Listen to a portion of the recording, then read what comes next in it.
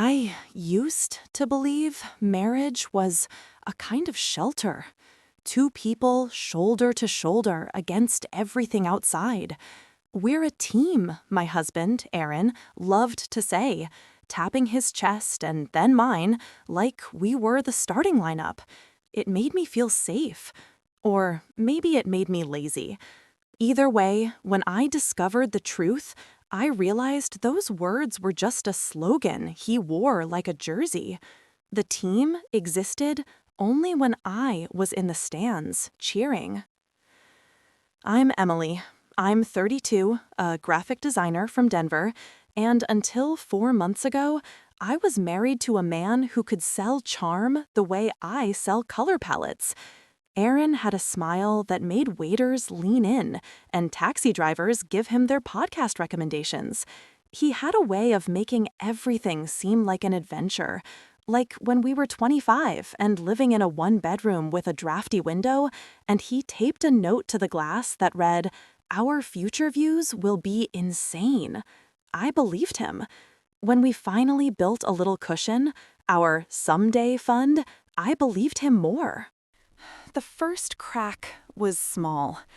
I was balancing our joint budget, something I'd done since we got married, when I noticed a transfer labeled Personal Investment LLC. It was a little over $3,000. Not nothing, but not catastrophic. I texted him, "Hey, what's personal investment?" He replied a minute later, "Angel deal with a friend. Small, promising. Promise I'll explain tonight. Team move." Team move? He came home with wine and tulips and talked about seeding opportunity. I decided to trust him. Marriage means letting some mysteries stay folded. Then I saw the second transfer.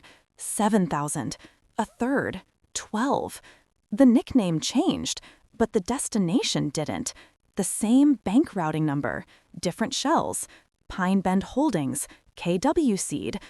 I told myself it was Aaron being Aaron, bold, impatient, entrepreneurial. But my stomach didn't buy it. The numbers were growing, and so was the space between us. I asked again, carefully this time, standing at the kitchen island so he couldn't glide past me. "Aaron, how much have you invested? I need the exact number."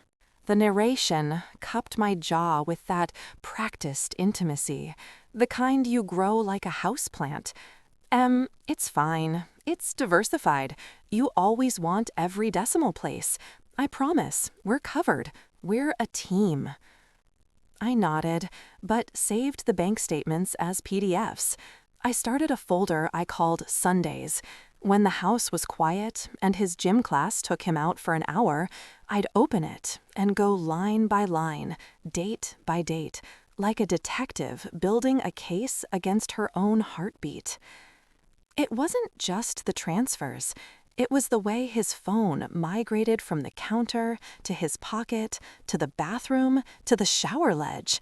It was how he started wearing cologne to work from home. It was the sudden opinions about women founders, how they're overlooked in a tone that sounded rehearsed. I wanted to be proud of him for caring about inclusivity. Instead, I felt like I'd walked into a play halfway through someone else's scene. A week later, my friend Leah, who can read me like subtitles, asked, "You okay? Your face is doing that everything is fine thing." We were in a coffee shop. The milk foam on my latte had collapsed into a blank circle. "I think Aaron is investing behind my back," I whispered, "and I don't know where the money is going." Leah has this blunt kindness that never misses. If you're coming to me instead of him, you already know. I shook my head. "I know something." She leaned in. "Do you have access to his email?" "No," I said, with embarrassment tinged with fear. "I used to. He changed his password after the Dropbox hack."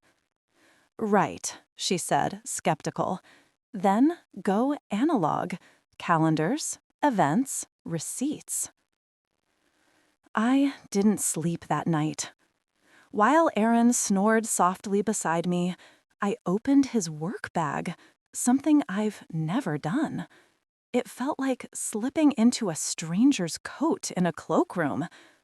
There it was, tucked into a magazine, a glossy postcard invitation to a demo and drinks for a startup called Saffron. Founder, Kara West, CEO. Date, 2 Thursdays from then. In red ink, someone had written, "Bring the big fish." I didn't recognize the name. I Googled.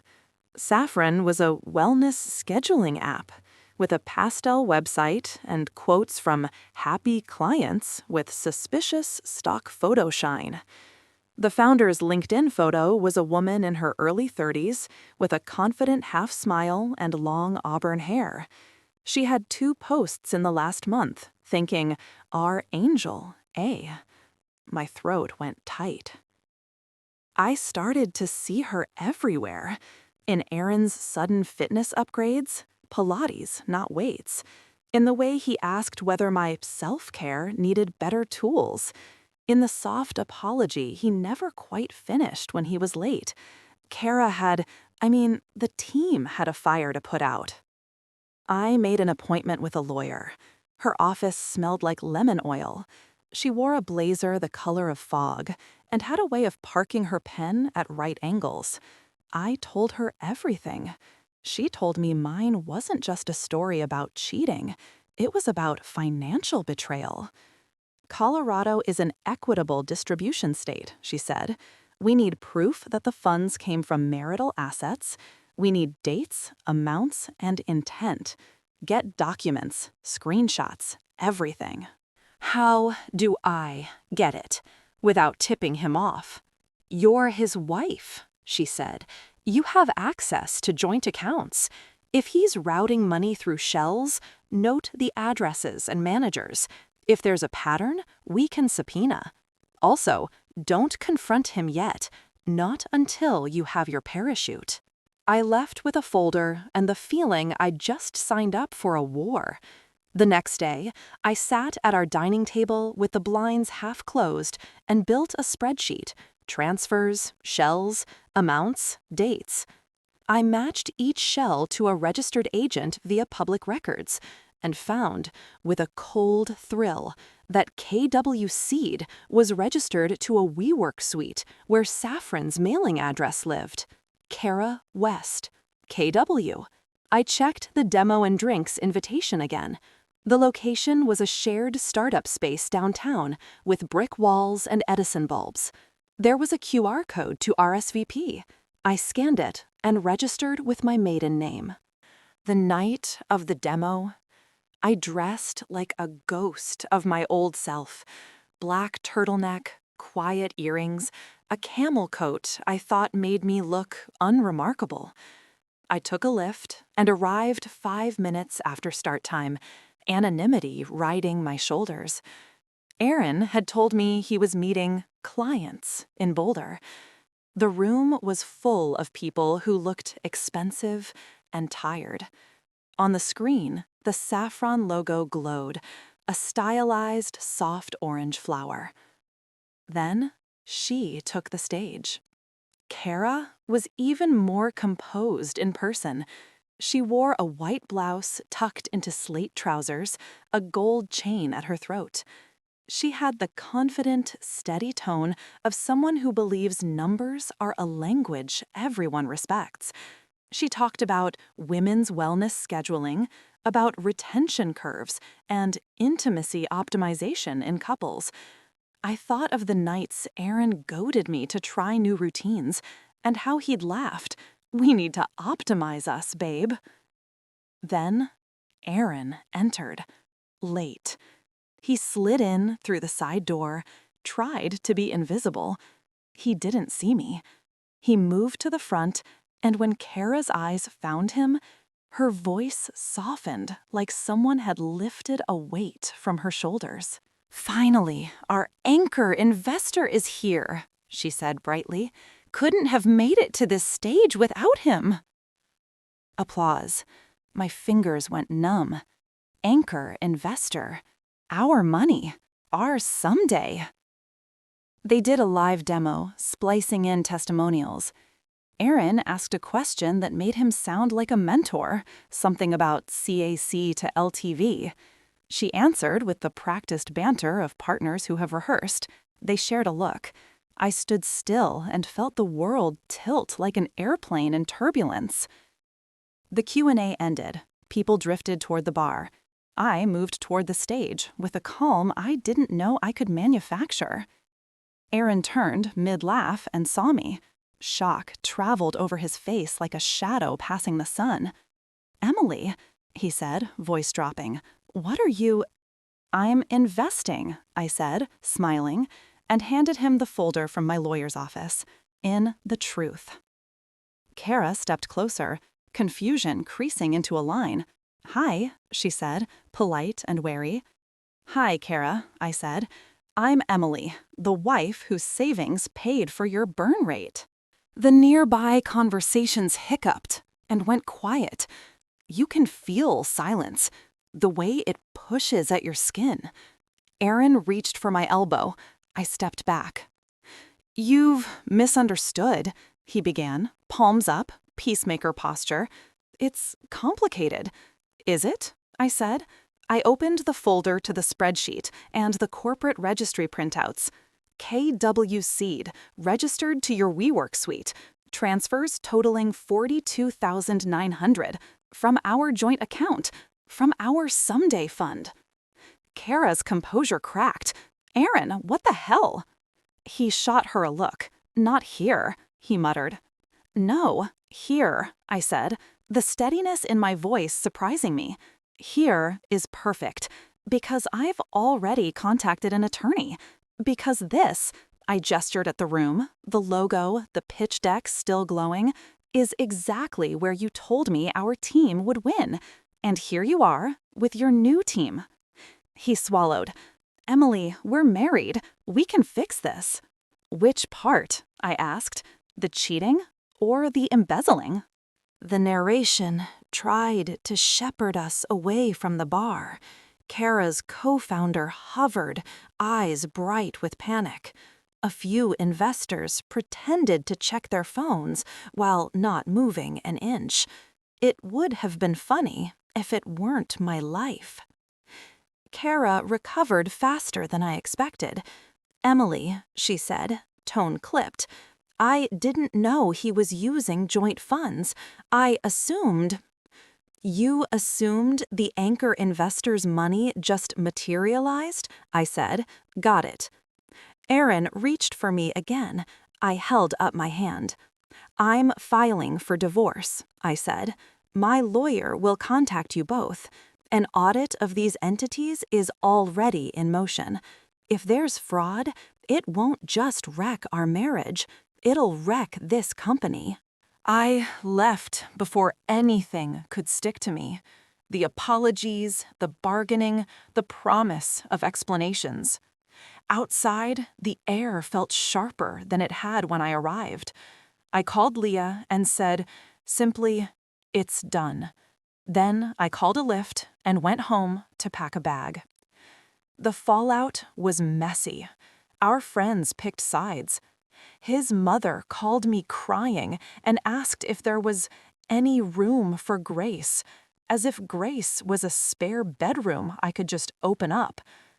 At work, I walked around like a person wearing someone else's coat. My lawyer was a machine.